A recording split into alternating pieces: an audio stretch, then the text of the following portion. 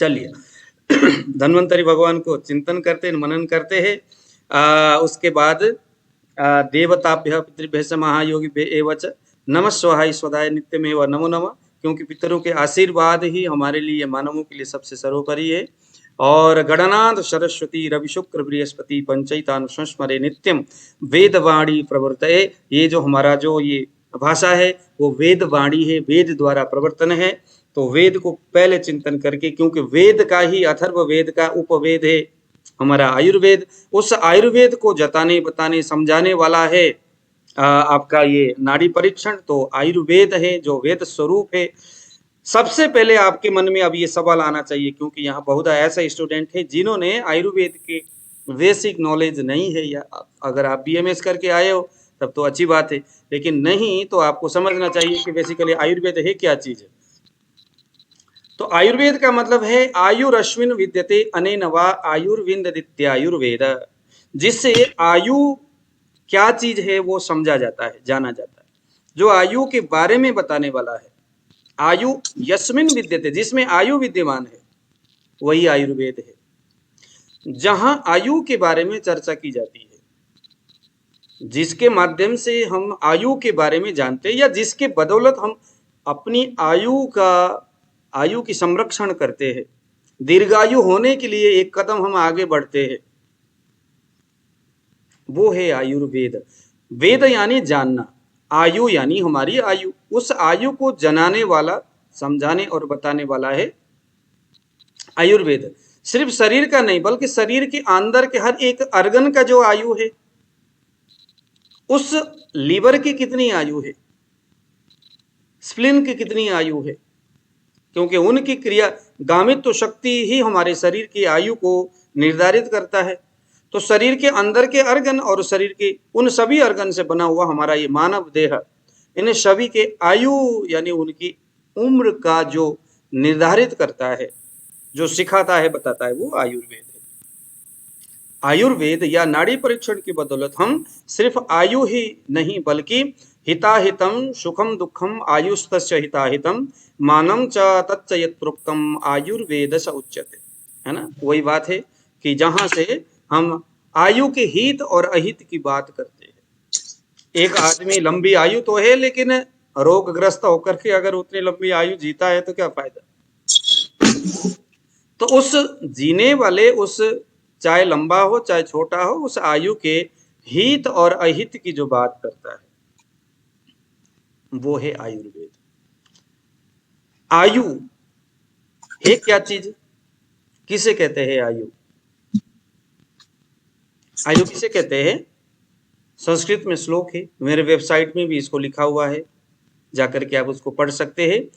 आयु किसको कहते हैं, शरीरेंद्रिय सत्वात्म संयोगो इति आयु। लिखिए जरा, ये आपके सामने हमेशा काम आएगा। शरीरेंद्रिय, शरीर इंद्रिय सत्व आत्म संयोग,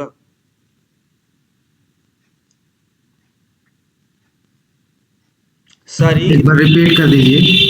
शरीर इंद्रिय सत्व आत्म संयोग इति आयु, यानी शरीर, इंद्रिय, मन और आत्मा, इन चार का संयोग ही आयु है। जिस दिन इनमें से कोई एक टूट जाएगा, उस दिन उस आयु का विखंडन हो जाएगा। आपका शरीर में शरीर और इंद्रिय, इंद्रिय यानी कर्मेंद्रिय और ज्ञानेंद्रिय, 5 10 इंद्रिय, मन और आत्मा, इनका आपस में बने रहना, जुड़ करके रहना ही आयु है।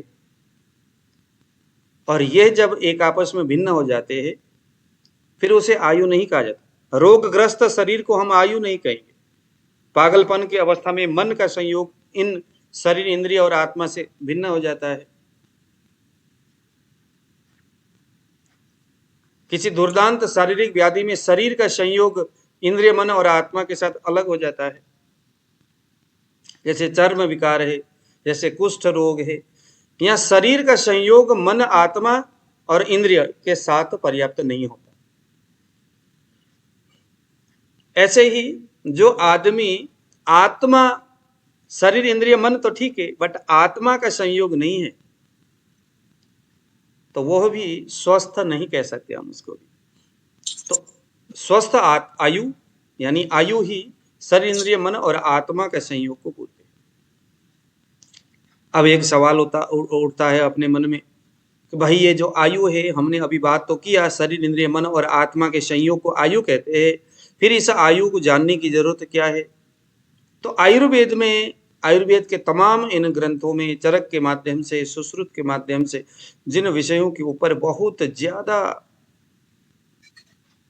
है ना काम किया गया है, बताया गया, जिसके ऊपर ज्यादा फोर्स किया है अपने शब्दों से, वो है कि भाई उस आयु को जान के क्या करेंगे। तो स्वस्थस्य स्वस्थ रक्षणम आतुरस्य विकार प्रशमनम। इस आयुर्वेद का प्रयोजन क्या है? इतना कुछ आयुर्वेद का, एक स्वस्थ अगर आदमी, आप नाड़ी क्यों सीख रहे हो, हम आयुर्वेद क्यों सीख रहे हैं? कि क्या एक चिकित्सक को ही आयुर्वेद सीखना चाहिए, नाड़ी सीखना चाहिए? नहीं, आयुर्वेद बोलता है हर किसी को आयुर्वेद सीखना चाहिए, क्योंकि आयुर्वेदमय ही हमारा जीवन है। रोटी खाने के तरीका जो बताए वो भी आयुर्वेद, पानी पीने के तरीका जो बताए वो भी आयुर्वेद।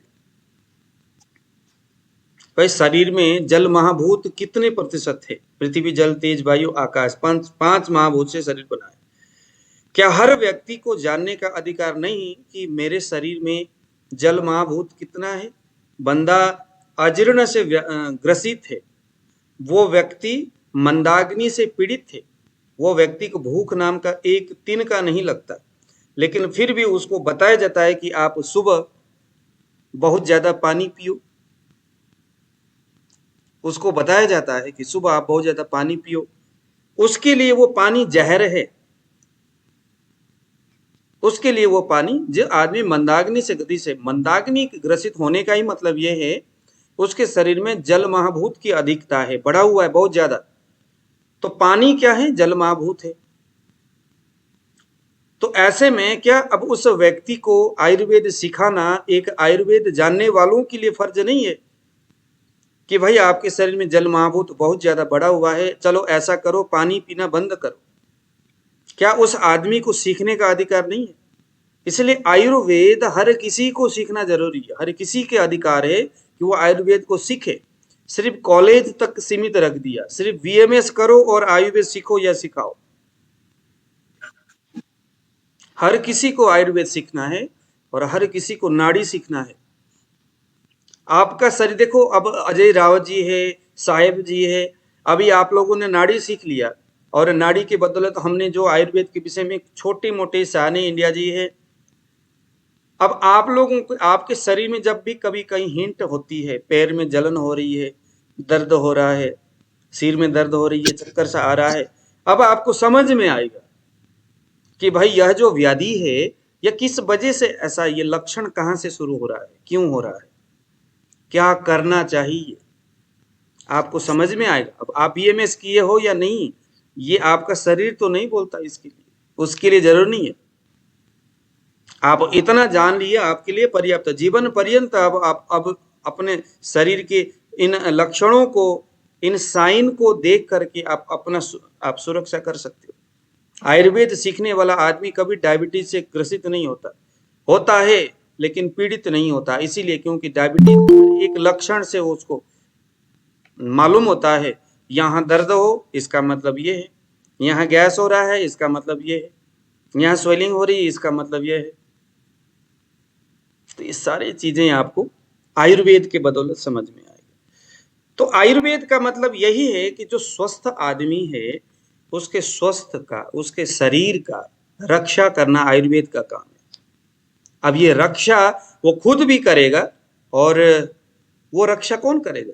जो आप स्वस्थ हो तो अपना रक्षा आप खुद करो ना, क्यों जाना किसी के पास। लेकिन अगर आप अस्वस्थ हो बहुत ज्यादा, खुद से नहीं बन पा रही है, तो आतुरस्य विकार प्रशमनम च, जो आतुर है, अब आप रोगग्रस्त हो गए, खुद से नहीं समझ रहा है, अब आप चिकित्सक के पास जाओ। लेकिन स्वस्थ अवस्था में अपने शरीर को स्वस्थ कैसे हम रख पाए, इसको सीखना तो आपका फर्ज है। तो ये समझ आप में उतनी होनी चाहिए। मैं सुबह कितना पानी पीऊं, मैं सुबह रोटी कितना खाऊं, चाय मुझे पीना चाहिए नहीं चाहिए, आयुर्वेद सीखते सीखते आपको समझ में आएगा।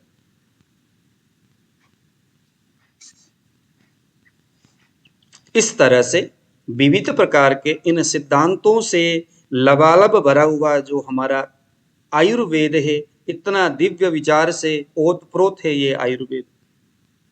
आयुर्वेद का वैसे अगर हम देखा जाए धर्म के साथ जोड़ करके, तो धर्मार्थ काम मोक्षाणम आरोग्यम मूलमत्तमम। आयुर्वेद को बेसिकली अगर हम देखेंगे, क्योंकि मनो जयति यत् धीरः, मन विजय करना ही, मन से ही अगर मैं आपको बोलूं कि आज के जमाने में शारीरिक व्याधि बहुत कम है और मानसिक व्याधि बहुत ज्यादा है। लोग मन से ज्यादा रोगी है। उसके मन के उस वहम को तोड़ देना कि भाई आप में कोई व्याधि नहीं है, यह कला भी एक विशेष कला है। वो विधि को सीख पाना कि भाई ये जो सामने वाला व्यक्ति है शारीरिक रूप से तो व्याधिग्रस्त नहीं है, मानसिक रूप से है। जैसे ओसीडी है, ओसीडी जैसे डिप्रेशन है, ओसीडी है, डिप्रेशन है, एंजाइटी है, ये कुछ ऐसे व्याधि है जो मन के बदौलत होने वाली व्याधि है। इसमें दवाई ज्यादा काम नहीं करेगा, आयुर्वेद काम करेगा, क्योंकि ये मन के ऊपर काम करने वाला ये एक हेतु है, एक ये एक चिकित्सा विधि है।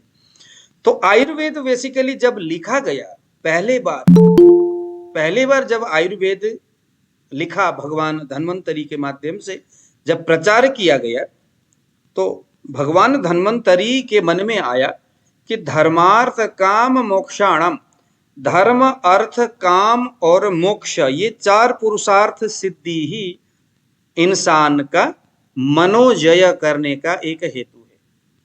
हम अपने मन को तभी कंट्रोल कर पाएंगे जब हम ये धर्म अर्थ काम और मोक्ष, ये चार चीजें हमारे साथ रहता है हमेशा।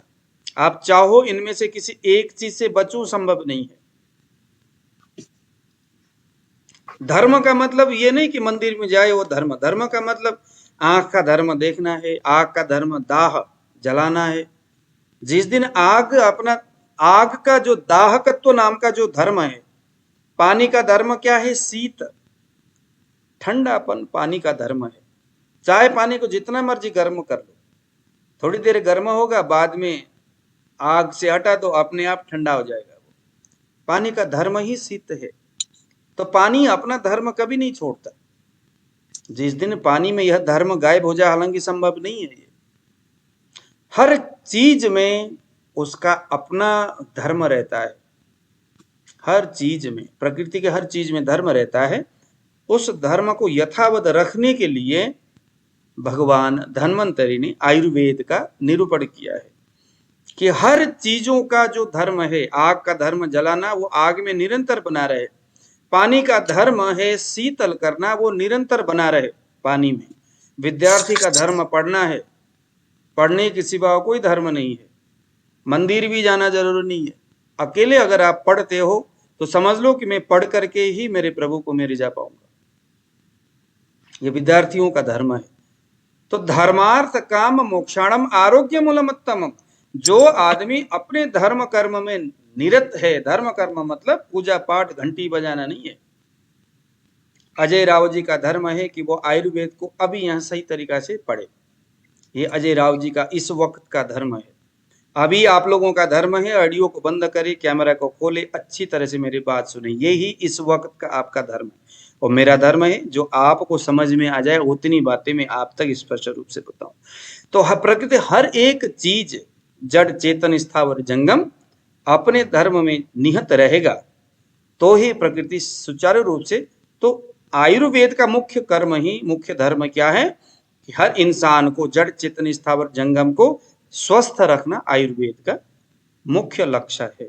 तो ऐसे में आपका धर्म, आपका अर्थ, आपका काम, काम का मतलब है आप जो भी क्रियामाण कर्तव्य कर्म करते हो, और मोक्ष, मोक्ष का मतलब है धर्म अर्थ काम अगर आप पूरा करते हो। मोक्ष का मतलब किसी चीज को जो अप्राप्य सिद्धि है उसको पाना मोक्ष है।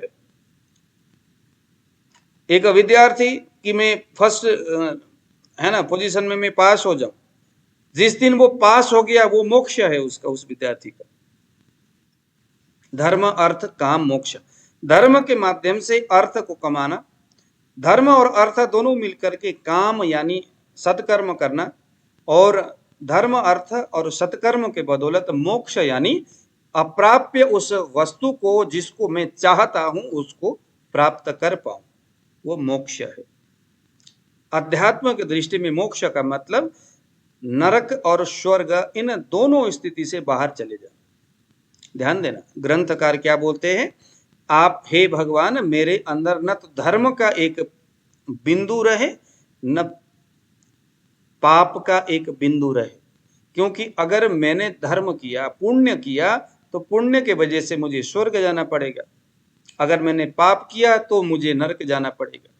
स्वर्ग में जाना भी मेरे लिए फिर जितना धर्म किया वो वहां भोग करके नीचे आ जाऊंगा, फिर इस धरती में आकर के दोबारा अपना जीवन मुझे शुरू करना पड़ेगा, नरक में जाकर के भी वही। तो मैं पाप और पुण्य से रहित हो जाऊं, ये है मोक्ष। ठीक है, वो जो कुचक्र जो काल चक्र है, पुनरपि जननम पुनरपि मरणम पुनरपि जननी जठरे शयनम, यह जो चक्र है इससे वो फिर विमुक्त हो जाता है, बाहर निकल जाता है। तो इन तमाम चीजों को, शरीर का धर्म, मन का धर्म, कर्म का धर्म, व्यवहार, हमारे उन सभी चीजों को हम है ना, हमारे अर्गन किस तरह से काम कर रहा है, स्वस्थ में रह पा रहा हूं या नहीं, अगर मैं रोगग्रस्त हूं, अगर मैं व्याधि से त्रसित हूं तो मैं कैसे उससे मुक्त हो जाऊं, मेरे शरीर के अंदर कौन सा व्याधि कहाँ पनप रहा है, पनपने वाला व्याधि किस प्रकार का है, वो कफ प्रकृति वाला है, पित्त प्रवृत्ति वाला है या वात प्रवृत्ति वाला है, इसको हमें सटीक जानने के लिए बहुत सारे ग्रंथकार ने व्यवस्था बताया है, जिसमें से एक नाड़ी परीक्षण सबसे महत्वपूर्ण है। क्योंकि अजय जी, चेतन जी, साने इंडिया, इससे अजीत सिंह जी, आप लोगों को ये आप लोगों ने समझ लिया, पहले हमने पूरा नाड़ी का क्लास आप लोगों ने, अभी आप रिपीट करने के लिए आए हो तो आपको आनंद जरूर आया होगा आप, क्योंकि देखो ऐसा ये एक आत्मज्ञान है और ये तब पढ़ना चाहिए। मैंने पता है इस चीज को कब पढ़ा, मैंने इस चीज को अपने उम्र के, अपने जीवन के 15वें वर्ष में मैंने शुरू पढ़ा था मैंने ये चीज, तब मेरा बचपना था, मेरा माइंड जो है बड़ा शार्प था उस समय, है ना, बचपन का जो ब्रेन होता है वो बहुत ही अच्छा होता है, हर चीजें याद रहती है। अब आप लोगों का जो उम्र है वो पढ़ने वाला नहीं है, समझने वाला नहीं है, पढ़ाने वाला उम्र है ये। तो इस वक्त दिमाग में वो हर एक बातें जैसा बोला वैसा ही जाकर के बैठ जाए, ये भी संभव तो नहीं है। लेकिन निरंतर अगर हम अभ्यास करते रहेंगे, क्लास में आकर के अगर हम बातें सुनते रहेंगे, तो आज नहीं तो कल, कल नहीं तो परसों हम निश्चित आयुर्वेद को समझ पाएंगे, नाड़ी परीक्षण। और एक चीज मैं बताऊं, मैंने अपने 30 दिन के नाड़ी परीक्षण के इस क्लास में इस हिसाब से अपने सिस्टम को रखा है, मेरे नाड़ी पढ़ाने के तरीका मैंने ऐसे रखा है कि इसको अगर आपने पूरी तरह से समझ लिया, क्योंकि आयुर्वेद में कफ पित्त वात दोष, धातु, मल और अर्गन, इसके अलावा कुछ नहीं है, पंच महाभूत। पर इतना अगर हमने समझ लिया तो काय चिकित्सा का पूरा कोर्स यहाँ हमारा खत्म हो जाता है। तो काया यानी शरीर को समझना ही, काया यानी अग्नि को समझना ही जरूरी है, तो अग्नि ही तो शरीर के लिए महत्वपूर्ण है। तो वो चीज हम हर रोज धीरे धीरे धीरे धीरे करके स्टेप बाय स्टेप समझते जाएंगे तो निश्चित है कि आप लोग इस आयुर्वेद, इस नाड़ी परीक्षण को बेहतरीन तरीका से समझ पाते। अब रही बात कि भाई रेडियल आर्टरीज में बहने वाली जो पल्सेशन, लगने वाली जो स्पाइक है, उसकी मात्रा, जैसे हमने उसके बल के बारे में बताया, हमने उसके गति के बारे में बताया, वो कितने प्रतिशत ऊपर उछलता है तो क्या होगा, कितने प्रतिशत आगे फिसलता है तो क्या होगा, वो जो बह रहा है ब्लड, जो स्पाइक हो रही है, जो पल्सेशन हो रहा है मेरे है ना, मेरे नाड़ी में, वो उसके तमाम बातें हम जो यहाँ करते हैं, इसके सिद्धांत आप लोगों ने नोट करना है। अभी बहुत सारे न्यू स्टूडेंट आए हुए हैं, सभी सीखने के बाद आप लोग कृपया किसी अपने नजदीक के सरकारी हॉस्पिटल में चले जाइए, बहुत सारे पेशेंट आते हैं, उनमें से एक ही दिन में आप परफेक्ट हो जाओगे। प्रैक्टिस जो प्रैक्टिकल आपका एक दिन में हो जाएगा, एक ही दिन में होगा। हाँ जी, आपको क्या व्याधि है? मुझे बवासीर है। अब मैंने आपको बता ही रखा है कि भाई बवासीर में कैसे स्पाइक दिखता है। बस उस पॉइंट में जाकर के देखो कि बवासीर में वो चीज जो गुरुजी ने बताया वो मुझे दिख रहा है या नहीं। दिख रहा है तो उस जगह को, उस लोकेशन को नोट करना है। हाँ, ये इतने मैंने नीचे दबाया है ना, तो मुझे ये चीज यहाँ समझ में आया। इसी तरह से दूसरे व्याधि ले लो, कैंसर को। कैंसर के रोगी के पास जाओ, भाई 10 रोगी को आप पकड़ लो, तो कहीं ना कहीं तो आपको समझ में आएगा। जिस दिन आपको ये समझ में आएगा कि यह जो स्पाइक है इस रोग के लिए मुझे इस भाग में समझ में आ रहा है, उस दिन और इस वक्त अभी तो मैंने, अब जब मैं आपको मैं अर्गन पढ़ाऊंगा, मैं विशेष करके धातु को जब मैं आपको पढ़ाऊंगा, तो इस बार मैंने ना एक अलग तरह से, ताकि आपको ना बेहतर तरीके से समझ में आ जाए, कुछ उस हिसाब से मैं अभी बना रहा हूँ, यहाँ पर नोट बना रहा हूँ। बस इधर फिसल जाए तो ये हो गया, मिडिल फिंगर के मिडिल कर्वेचर में यहाँ इतना लगे तो ऐसा होगा, आगे फिसले तो ये रोग होगा, पीछे फिसले तो ये रोग होगा, बीच में अटक जाए तो ये रोग होगा। मुझे लगता है इस तरह से आपको बेहतर समझ में आएगा। तो इस तरह से हम धीरे धीरे इसको हम समझते रहेंगे। सबसे पहली बात मैं आपको बताऊं, जो नाड़ी परीक्षण है हमारे यहाँ, रावण कृत नाड़ी परीक्षण। रावण जो था बड़ा ज्ञानी था वो, और रावण ने ही नाड़ी परीक्षण के संदर्भ में बहुत अच्छी अच्छी बातें लिखी हुई है। और मैं जो आपको पढ़ाऊंगा, महर्षि कणाद के सिद्धांत के अनुसार, महर्षि कणाद भी नाड़ी परीक्षण के अग्रगण्य महापुरुष थे, जानने वाले। रावण तो आप जानते हो, रावण जो है नाड़ी परीक्षण को जानने वाला था। और सारंगधर संहिता एक बुक है, उसके माध्यम से। अब आपको मैं एक चीज बताऊंगा मैंने एक पुस्तक पढ़ा था कि रावण जो है ना, इतना बड़ा आयुर्वेद को जानने वाला थे रावण जी। हम तो थे कहेंगे, क्योंकि वो गुरु है हमारे। हर किसी में अच्छे और बुरे गुण होते हैं, हमें बुरे गुण से नहीं लेना देना है, हमें तो अच्छे गुण लेना है। रावण की मैंने एक पुस्तक पढ़ा था, वो पुस्तक है अर्क प्रकाश, आप लोग भी ढूंढ लेना, अर्क प्रकाश नाम का एक बुक है। वहां पर ये किस तरह से कौन कौन से अर्क बनाया जाता है ना, उसके बारे में बताया जाता है। अर्क प्रकाश नाम का एक बुक है, अभी मेरे पास यहाँ नजदीक में नहीं है, नहीं तो दिखाता। वहां लिखा हुआ है कि रावण ने एक ऐसा थाली उसने बनाया था, अलग अलग धातुओं के द्वारा मिक्स करके उसने ना एक थाली बनाया था। वो थाली में खासियत ये था कि अगर उस थाली में आप, वो रावण जहां भी जाता अपने घर में बाहर कहीं भी, तो उसी थाली में वो खाना खाता था। जैसे करपात्री जी थे हमारे यहाँ पर, आपने नाम सुने होंगे करपात्री जी का। वो अपने हाथ में ही अन्न मतलब लेते थे, कहीं भी वो जाते अपने शिष्य के घर में ऐसा करते। उसके अलावा कहीं थाली प्लेट इस्तेमाल नहीं करते। ऐसे ही रावण के बाद एक थाली उसने कई सारे धातुओं को मिला करके बनाया था। वो बनाने की विधि वहां पर है उस ग्रंथ में, अर्क प्रकाश नाम के ग्रंथ में, कैसे कैसे उसने बनाया है, वो सभी धातुओं के नाम वहां लिखा हुआ है। आप लोग भी चाहो तो बना सकते हो। कहते हैं कि वहां लिखा हुआ है कि रावण जब उस थाली में कुछ भी डालता खाता, वह उसी में खाता, और जब भी कहीं वो जाता तो वही थाली लेके जाता। उस थाली की खासियत ये थी कि वो थाली में अगर आप जहर डाल दो तो थाली तुरंत फूट जाता है। उसने कहते अपने खदान में बहुत सारे ऐसे थालियां बना के रखा हुआ था, जहर वाला कुछ भी वहां एक बूंद भी अगर जहर पड़ जाता है तो थाली तुरंत उसी वक्त फूट जाता है, फिर सामने वाले के खैर नहीं। तो इसीलिए किसी में हिम्मत, रावण इतना बुद्धिमानी था वो आदमी, हर तरह से उसमें नॉलेज था। जो वेद है ना, वेद, वेद हम तो एक तरीका से पढ़ते हैं, हरि ओम गणानन्त्वा, ये एक तरह से छंद जो है ना, उदात अनुदात समाहार, ये एक ही विधि से हम पढ़ते हैं। रावण 11 तरह से पढ़ता था, अलग अलग नाम है, जटा है, दंडी है, उसको जटा, दंडी, सिखी, ध्वजा, ऐसा कुछ 11 नाम है। ध्वजा, नमक चमक, ये नाम है, नमक चमक हम लोग भी पढ़ते हैं। तो रावण इतना विद्वान था।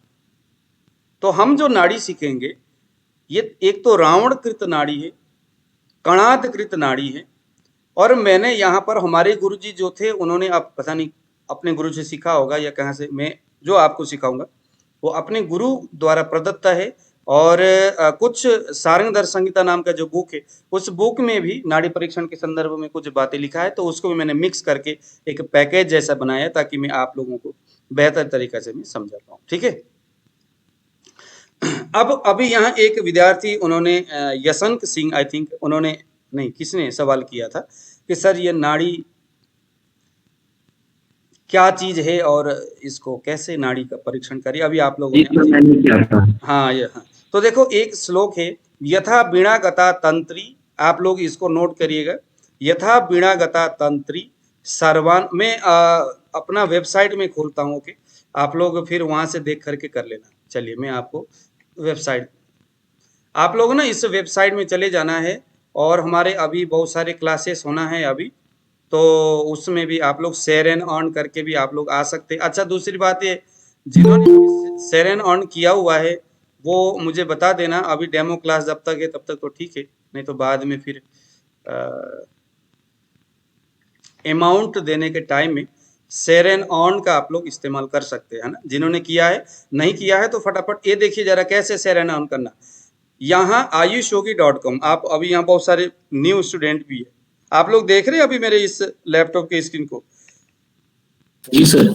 हाँ जी, हाँ जी। आप लोगों ने शेयर एंड ऑन कैसे करना है, ये जो है ना सबसे पहले लॉगिन है, आपने सबसे पहले क्या करना है, ऑनलाइन क्लास में आपने एनरोल किया, आप अपने मोबाइल में देखिए, यहाँ पर आप द्रोणाचार्य ये है, यहाँ पर आप एनरोल नाउ में क्लिक करिए।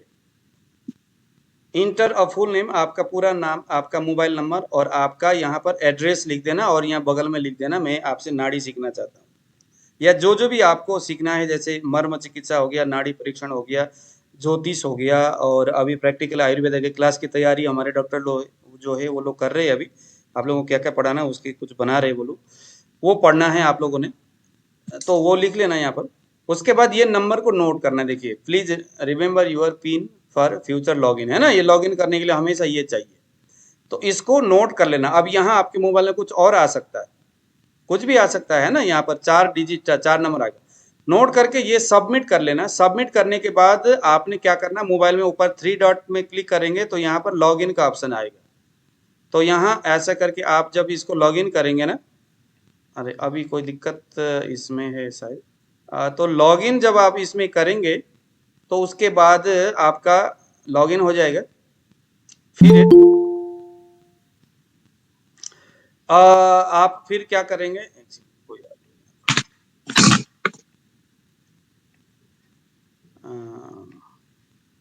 लॉगिन हो जाने के बाद आपने ये देखिए यहाँ शेयर एंड ऑन नाम का ये एक ऑप्शन है, शेयर एंड ऑन, है ना, यहाँ क्लिक करना है। अभी आप हमारे क्लास में अगर आपको लिंक नहीं भी मिलता है तो ऑनलाइन डेमो क्लास, यहाँ क्लिक ईयर में क्लिक करना। ये देखिए जरा, आज मैंने आपको यही लिंक दिया था यहाँ, हालांकि आज के डेट में डालना भूल गया, लेकिन रोज आपको यहीं पर लिंक मिलेगा। कहीं ढूंढने की, सर मेरे को लिंक नहीं मिला, अरे नहीं मिला, आप वेबसाइट में चले जाओ, शेयर एंड ऑन में क्लिक कर लेना, यहाँ पर लिंक है, इसमें क्लिक करके आ जाओ आप। समझ में आया? और उसके बाद आप लोग अगर नेक्स्ट हमारे क्लास में आप आना चाहते हो, थोड़ा सा पैसे को थोड़ा सा कम करके, तो यहाँ शेयर एंड ऑन हो गया, इसमें आप क्लिक करिए और अपने यार दोस्त को भेजिए, लेकिन इसमें क्लिक करके करने से पहले आपको यहाँ से लॉगिन करना होगा। ओके, यहाँ से भी आपको ये सारी चीजें करना है। अभी आपको बहुत सारे हम लोगों ने यहाँ ब्लॉग लिख करके यहाँ डाला हुआ है, अभी पता नहीं कोई दिक्कत है यहाँ पर, लेकिन यहाँ पर ब्लॉग है, इस ब्लॉग में आप लोगों ने क्लिक करना है, तो यहाँ बहुत सारे इस तरह के जो वीडियो जो ब्लॉग है वो लिखा हुआ यहाँ पर मिलेगा आपको, ठीक है ना। तो चलिए, अभी मेरे वेबसाइट में लगता है कोई दिक्कत है, कल आप सुबह उठ करके उसको देख लेना। तो एक श्लोक है, यथा पीड़ा गता तंत्री सर्वान रागान प्रभासते, नोट करना है तो कर सकते हैं, आप लोग इसको वीडियो देख करके भी आप लोग कर सकते हैं, है ना, वीडियो देख करके भी आप इसको नोट कर सकते हैं। अभी बस आप लोग सुन लीजिएगा, यथा वीणा गता तंत्री सर्वान रागान प्रभासते तथा हस्तगता नाड़ी सर्वान रोगान प्रकाशते। ये संस्कृत का श्लोक है, हालांकि आपके लिए ज्यादा मायने नहीं रखता, लेकिन हमें पढ़ाने के लिए अच्छा लगता है, बहुत सारे अर्थ भरा हुआ रहता है। तो देखो, यथा वीणा गता तंत्री, अब एक सवाल है कि भाई जो नाड़ी है एक छोटा सा 4 mm का नाड़ी है, कितना नाड़ी है?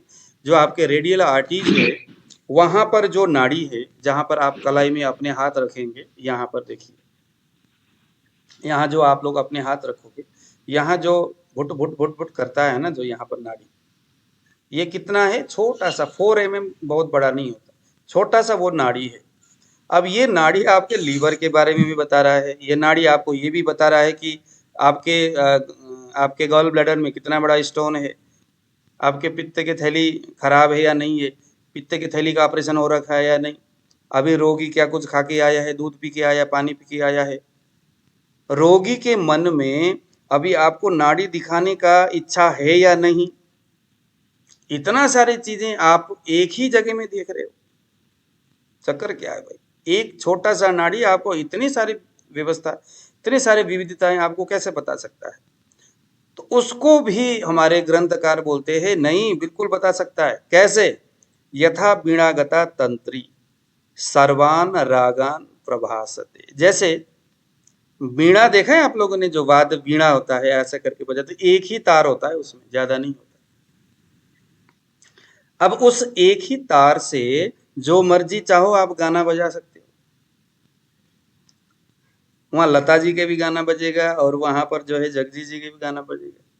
वहां आप चाहो तो हर किसी के गाना, अपना गाना बजाओ आप।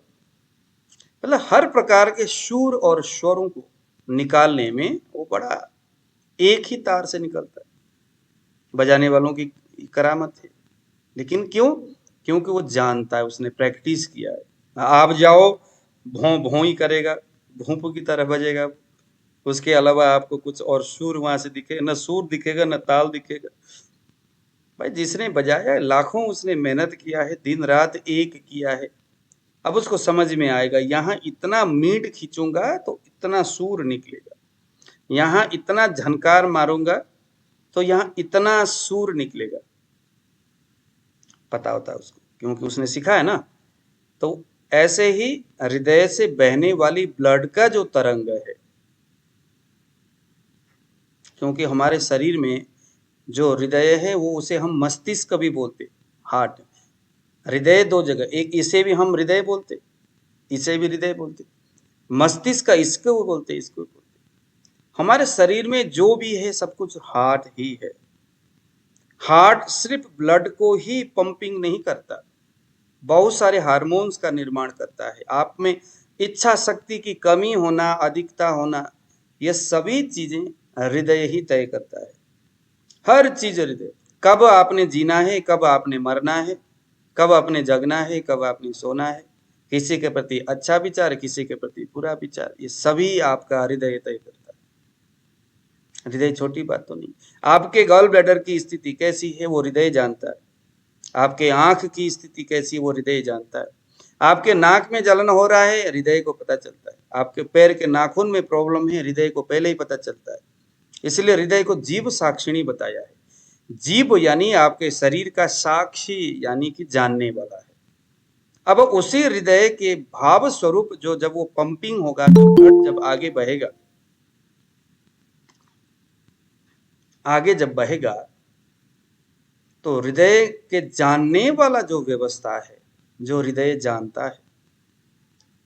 मोदी साहब का जो ड्राइवर है, उस ड्राइवर को थोड़ा बहुत तो मालूम होता ही होगा कि भाई मोदी साहब क्या करने वाले हैं, थोड़ा बहुत मालूम होता है। शान इंडिया को क्या बोलते हैं, ये फौज के बारे में जितना मालूम है, अंदर क्या क्या चल रहा है, उतना हमें थोड़ी मालूम है। इनको पूछो, भरभरा के अभी सारे बोलेंगे ना जी, इनको सारा पता है। क्यों? क्योंकि अंदर ये काम करते हैं। जी गुरु जी। हृदय के बारे में, हृदय जिन चीजों से ओतप्रोत है, जीव साक्षिणी, सब चीज को जानने वाला है हृदय।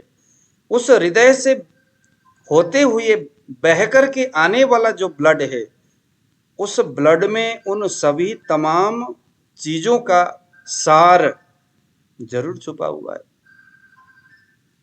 छुपा हुआ है जरूर। हृदय क्या कहना चाहता है वो ब्लड आपको बताएगा। अब उस ब्लड को देखे कहां, बस ये बात है।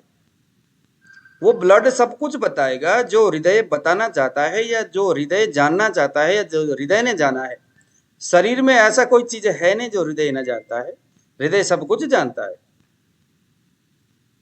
बोलता तो नहीं है, लेकिन उस से होकर के गुजरने वाला जो है, पाकिस्तान से होके कोई आया है तो हम बोलेंगे भाई बता पाकिस्तान की क्या स्थिति है, वो बताएगा।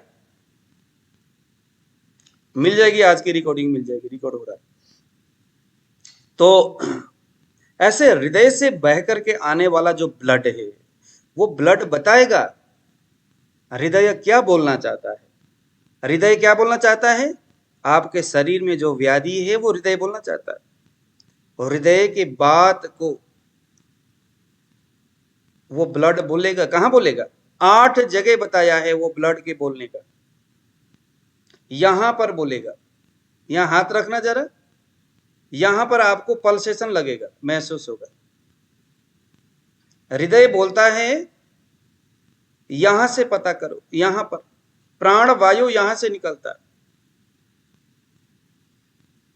हमारी जो मज्जा धातु में जाने वाली जो ब्लड सर्कुलेशन है वो इसी रास्ते से होते हुए जाता है।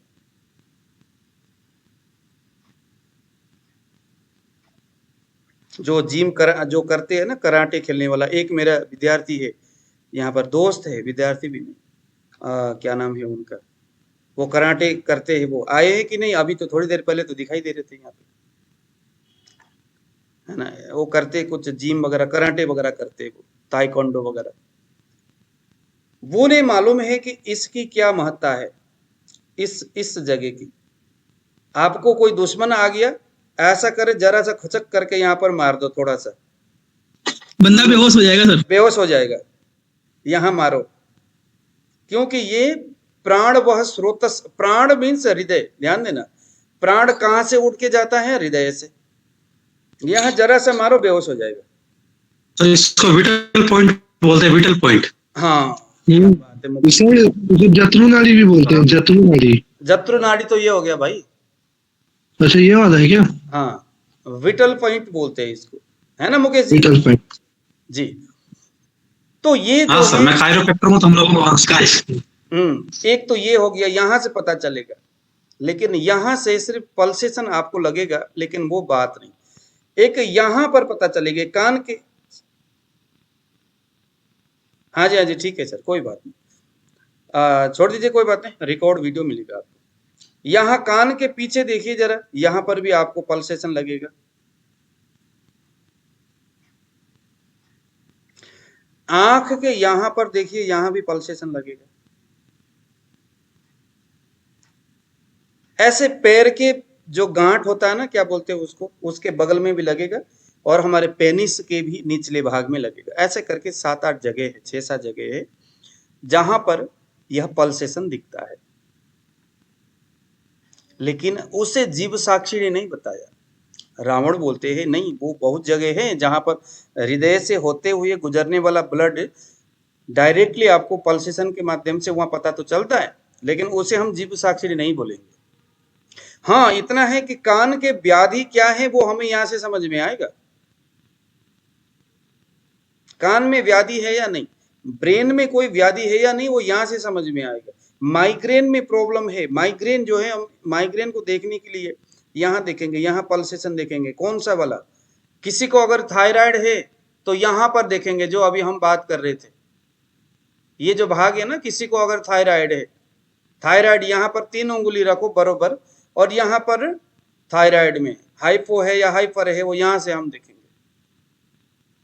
कोई भी थायराइड वाले पेशेंट यहां पर उंगली लगाइए। अगर मिडिल फिंगर में लग रहा है तो पित्त प्रकृति वाला थायराइड है, अगर रिंग फिंगर में लग रहा है तो आपका कफ प्रकृति वाला थायराइड है। पेनिस से रिलेटेड प्रॉब्लम, शुक्र धातु की क्या, आर्तव की क्या स्थिति, वो हमें पेनिस से पता चलेगा, वजाना से पता चलेगा। आंख की प्रॉब्लम हमें यहां से, इन सभी जगह की प्रॉब्लम हमें रेडियल आर्ट से यहां से पता चलेगा। क्यों? क्योंकि अभी तो मेरे वेबसाइट यहां पर अभी दिख नहीं रहा, नहीं तो मैंने आपको फोटो दिखाना था। यहां जो ये भाग है ना, इसी से नाड़ी परीक्षण। क्यों? हालांकि नाड़ी तो हम यहां से भी कर सकते, यहां से भी कर सकते, जहां जहां वो पल्सेशन लग रहा है हर जगह से, क्योंकि हार्ट से ही तो बहते हुए आया वो सारा। यहाँ इसीलिए क्योंकि यहाँ हमें प्रकृति ने एक बढ़िया व्यवस्था बना के दिया है। यहाँ पर जब आप देखोगे ना, इसके नीचे ये ऊपर का जो स्किन बहुत ही पतला है, शरीर के सभी अंगों में सबसे पतला स्किन हमारा यही है, और ये इतने ही एरिया में है, जस्ट जहां जितने में 3 उंगली आ जाए उतने एरिया में है। देखो प्रकृति भी जानती है इस बात को, भगवान ने जो प्रकृति ने जो शरीर बनाया, देखो जान के बनाया कि हमारे बच्चे जो है नाड़ी यहाँ से देखेंगे, इतने ही एरिया में बिल्कुल। अदरवाइज यहाँ से इधर देखोगे तो स्किन मोटा है, यहाँ से आगे देखोगे तो यहाँ तो देखने के तो है ही नहीं नाड़ी, इतनी जगह में स्किन ऊपर का बहुत झिल्ली नुमा है, और उसके नीचे प्लेट है बिल्कुल। मतलब ऐसा लगा लो कि एक संगमरमर का पत्थर है, उसके ऊपर छोटा सा रस्सी डाल दिया 4 mm रूपी नाड़ी का, और उसके ऊपर जरा सा पतला सा झिल्ली, देखो जरा झिल्ली सा है ये स्किन, इस स्किन का कोई जान ही नहीं है, बिल्कुल डेड टाइप का है। अब यहां से जब हम ये उंगली रखते हैं तो उंगली जब हम नीचे दबाते हैं तो दबाने के बाद वो 3 उंगली हमारे जस्ट उस नाड़ी के ऊपर, उस 4 mm के नाड़ी के ऊपर ही रहेगा।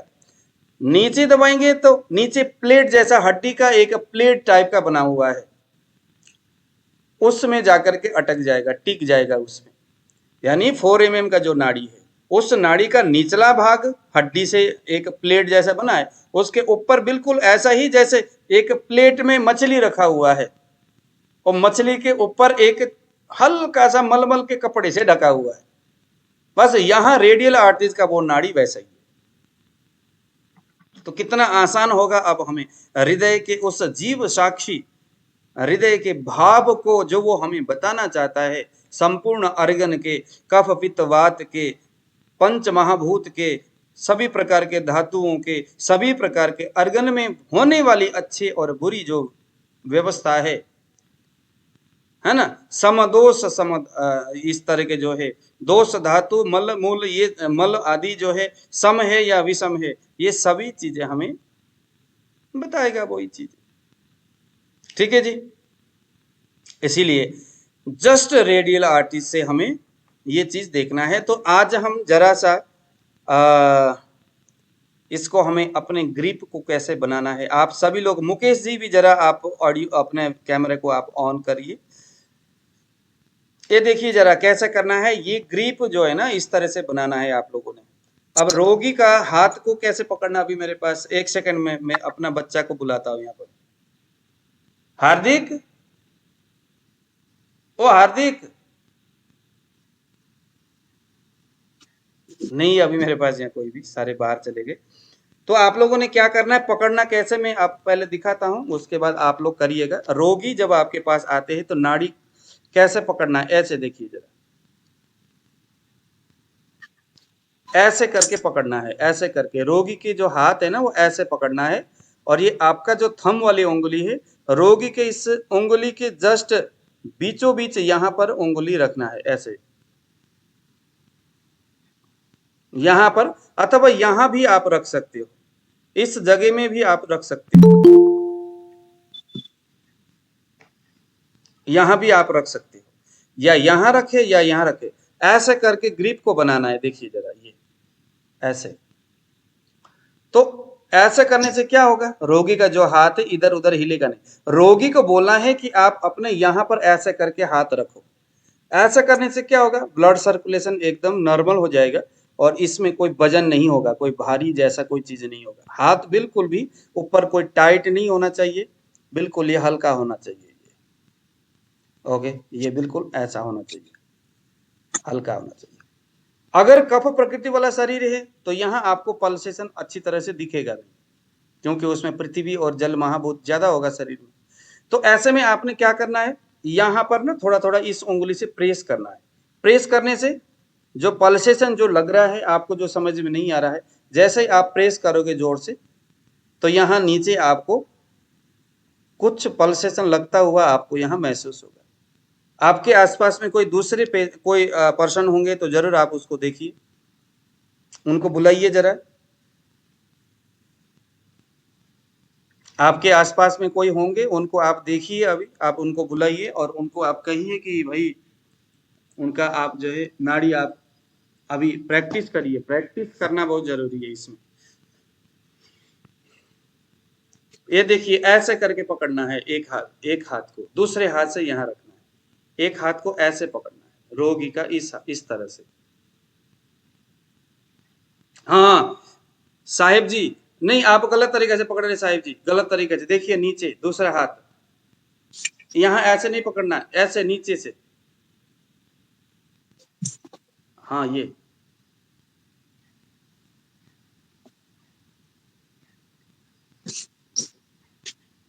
अभी भी नहीं हुआ, ये देखिए ना, ऐसे करना है, उनके पीछे ऐसे करके हाथ रखना है, ये देखिए ये। हाँ अब सही है, अब सही है साहिब जी का, अब सही है। हाँ बिल्कुल ठीक है साहिब जी, आप बिल्कुल ठीक है। हाँ गुरुजी फिर नाड़ी कैसे चेक करेंगे? नाड़ी दूसरे हाथ से करिए ना।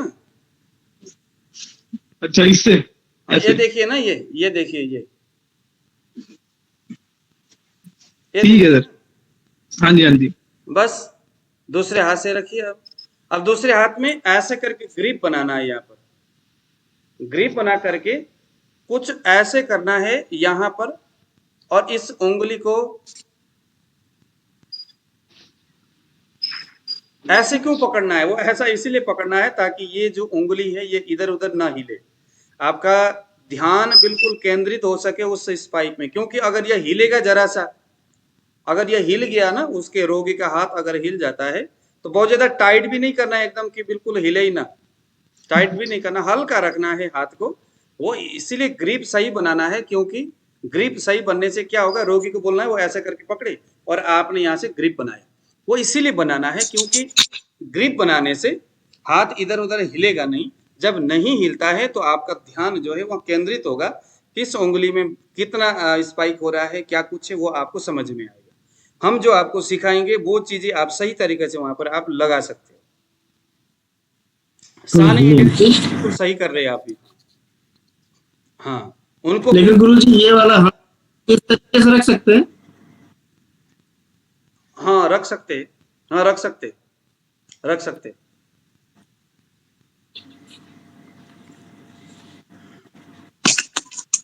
उंगली कुछ इस हिसाब से रखना है कि उसके बगल में बीच में थोड़ा सा गैप रहे, एकदम टाइट नहीं करना है। कुछ लोग ना एकदम टाइट करते, पहले तो ये 3 उंगली को ऐसा करना है, पहले अभ्यास करने के लिए 3 उंगली को ऐसे करके ठोकना है पहले। मुकेश जी थोड़ा सा ऐसा ऐसे करना है। उसके बाद जब हम उंगली रखेंगे ना, तो इस हिसाब से रखना है कि बहुत ज्यादा ऐसे करके गैप भी ना हो, थोड़ा सा, है ना। जब हम बाद में जब हम धातु को देखने के लिए जाएंगे तो वहां पर रक्त और मांस धातु, नाड़ी तो गुरुजी दाहिने हैंड से ही चेक करना है। हाँ वो मैं अभी आपको बताऊंगा, जस्ट अभी तो आप सीखते रहिए। आप अभी आप बस इसको अभी कहाँ दाहिने कहाँ बायां, हम अब जस्ट अभी तो हम यहाँ पर उंगली रखने की विधि हम सीख रहे, कहीं पर भी आप रखिए इस तरह से। लेडीज का अगर है तो लेफ्ट हैंड, अगर जेंट्स का अगर है तो राइट हैंड। लेडीज का अगर है तो लेफ्ट हैंड, जेंट्स का अगर है तो राइट हैंड। की बात है ये। अच्छा मेरा तरीका सही है हाथ पकड़ने का? हाँ बिल्कुल ठीक है। नाड़ी बगू, नाड़ी तीन बगू, उंगली को रखने के बाद हमें तब तक नाड़ी बगू दीजिए। 3 उंगली कहाँ रखना है बोल रहे? दिव्या अलग अलग का, दिव्या अलग का। ये दिव्या जो है वो तो नहीं है हमारे आशा जी की बेटी?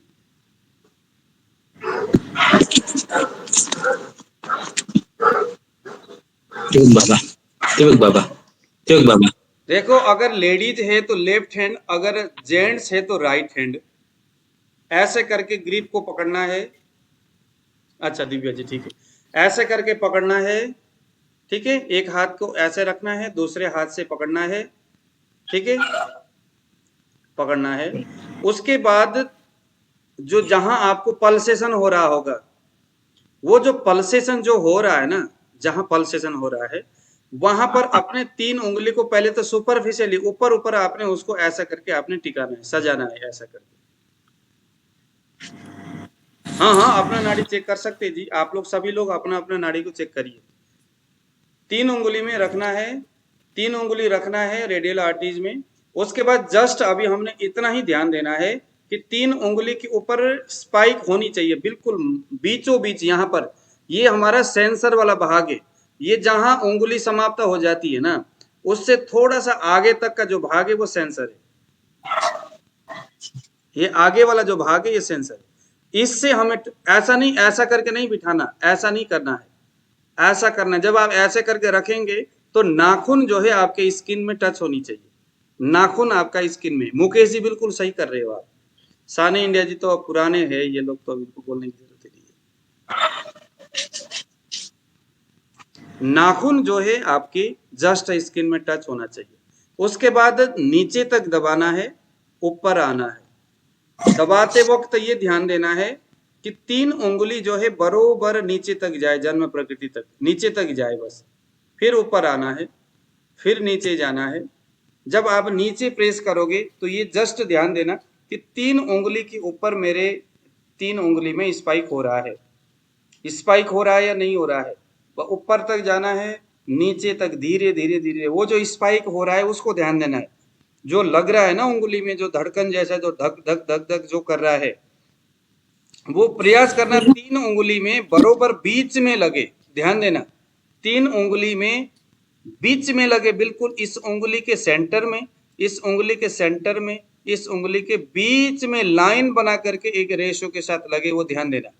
बस ये, ऐसा नहीं कि यहाँ इस उंगली में पीछे लग रहा है, इसके आगे लग रहा है, नहीं। उंगली को थोड़ा आगे पीछे करके सेट करो। और उसके बाद ये देखना कि बिल्कुल बीचों बीच स्पाइक लगनी चाहिए, बीचों बीच। अभी हम बस इतना सीखेंगे कि बिल्कुल जस्ट बीचों बीच स्पाइक लगनी चाहिए। हो गया जी? विकास जी आपको समझ में आया? हाँ जी सर, समझ में आया। हाँ जी, हाँ जी। तो चलिए, मेरे पहली और दूसरी उंगली में ज्यादा अप डाउन है। उसके ऊपर हम हर रोज बात करेंगे, रोज बात करेंगे, ठीक है? एक एक करके आप लोगों ने नोट करना है। और हर रोज कम से कम आप लोग अपने घर में जो पेशेंट होंगे, अपने घर में जो लोग होंगे, उनके आपने नाड़ी देखना है। और नाड़ी में क्या होता है ना कि हर एक व्यक्ति में सुबह लेटिन करने से पहले शरीर में मल संचय की अवस्था होता है, तो वो कफ का टाइम होता है। तो लेटिन करने से पहले नाड़ी को देखो। जब आप लेटिन कर रहे होते हैं तो उस वक्त भी नाड़ी को देखो। लेटिन से पहले कफ के स्पाइक आपको समझ में आएगा, लेटिन करते वक्त वायु के आपको स्पाइक समझ में आएगा। लेटिन करने के बाद भी खाली होता है तो वायु का ही स्पाइक आपको समझ में आएगा। बहुत ज्यादा भूख लग जाता है दिन में, भूख लगने के बाद खाना खाने से पहले, अच्छा भूख लगे तो रोटी खाना, खाना खाने के पहले आपको स्पाइक अगर आप दिखेगा तो वो पित्त वाला नाड़ी होगा। खाना खाने के बाद आप नाड़ी में देखोगे वो कफ वाला नाड़ी होगा। कफ पित्त बात समझ में आ जाएगा आपको। आज से फिर से बता रहा हूं, भूख लगते जब आप रोटी खाने बैठे हो ना, अपना नाड़ी को देख लो एक बार। वो जो नाड़ी है, अगर भूख बढ़िया लगा है तो वो पित्त वाला नाड़ी कहीं ना कहीं आपको बजेगा। तो यहां से हमें बस क्या देखना है कि पित्त का स्पाइक कैसा होता है, स्पाइक की बात। क्योंकि वो चीजें आपको मेरे 30 दिन तक उसी चीज को सुनते हुए जाना पड़ेगा।